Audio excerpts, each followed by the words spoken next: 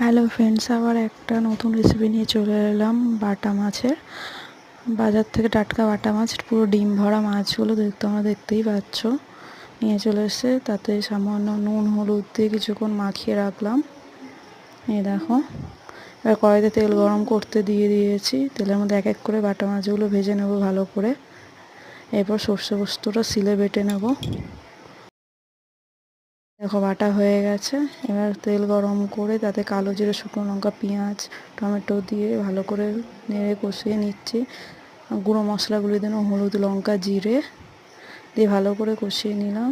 এর সাথে এবার বাটা মশলাটা দিয়ে দিলাম। দেখো, নেড়ে কষিয়ে নিলাম। বেশিক্ষণ নাড়বো না, সর্ষে বেশিক্ষণ নাড়লে তেতো হয়ে যায়। আস্তে আস্তে কষিয়ে নিয়ে জল অ্যাড করে দিলাম।